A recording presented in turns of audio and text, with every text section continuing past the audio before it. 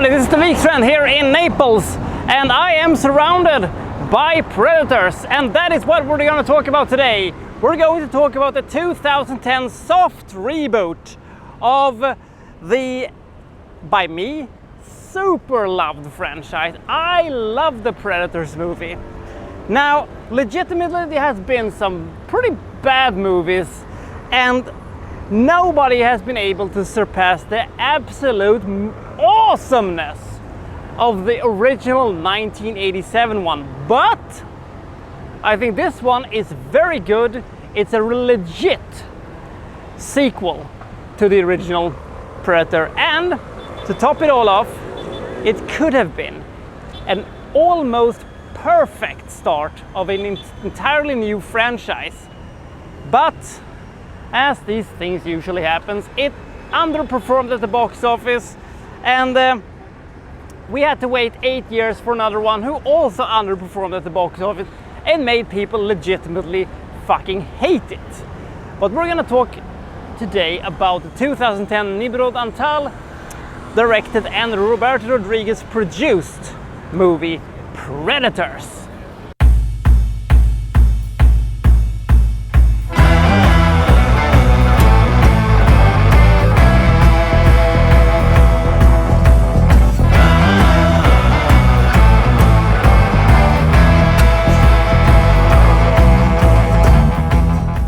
So we have 8 strangers, 9 actually if you count the guy whose parachute didn't open up and he just fell to his death and all of that stuff.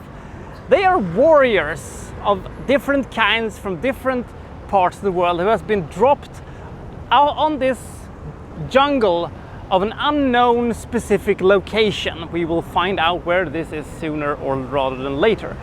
And so we have a cartel member played by Danny Trejo, and we have a silent Yakuza guy, and we have African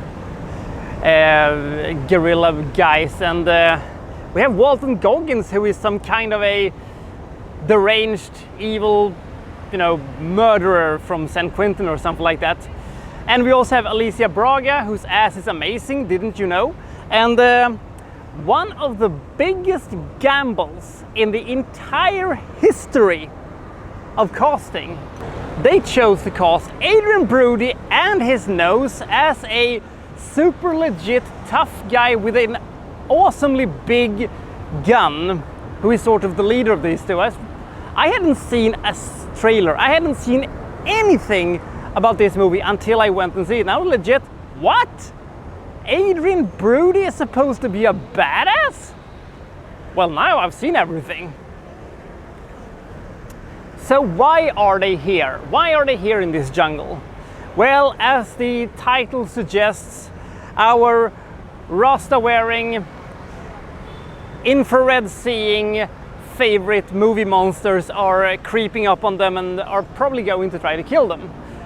And we also tap into the blood feud thing that were much maligned from the 2018 version.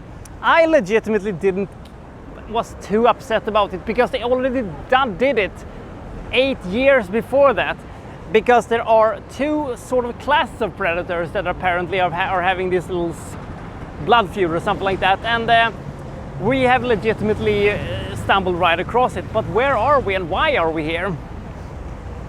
And I think that this is a legitimately great movie. It's not perfect, and I will explain why in a second.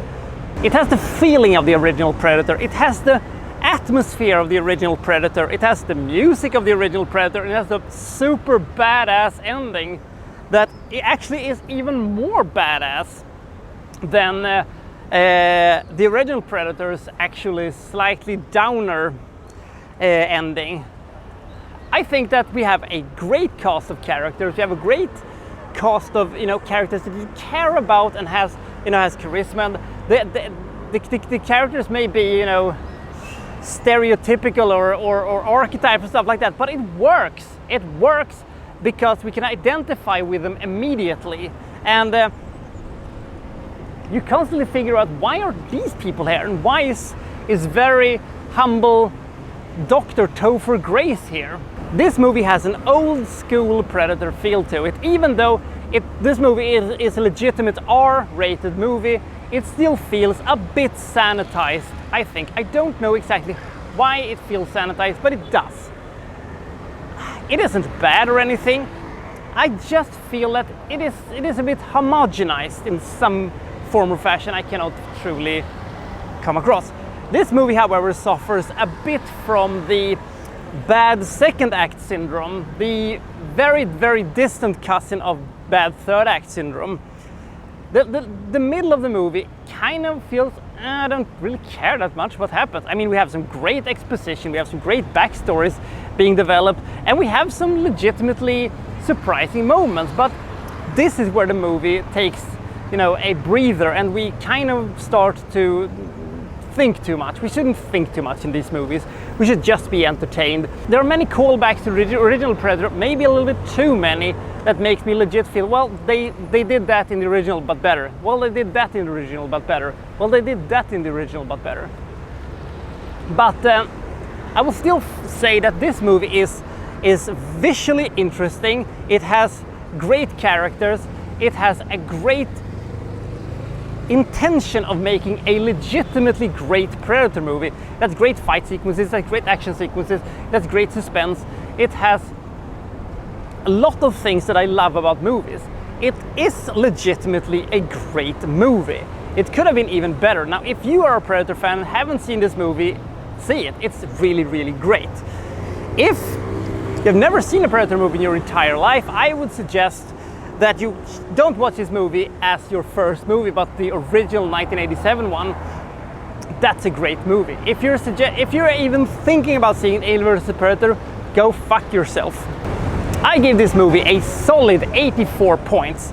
It has a lot of great callbacks, a fantastic ending, it has a great third act, and it has great characters, fantastic music, even though it cannot match the original 1987's greatness. But hey, what are you gonna do? There is legitimately a lot of uncertainty about this movie that I truly liked, and of course we're gonna explore that a little bit more in a, you know, classical extra video, which is gonna be filmed back in Sweden, of course. And did you like Predators? I think personally it is my third favorite movie in the Predator franchise. I think Predator 1, Predator 2, and this one, and then there's a pearl of so-and-so movies that counts, but I legitimately really, really like this movie. I'll see you next time from, well, so-and-so reviewing, well, such and such. Thank you for watching. Thank you very much.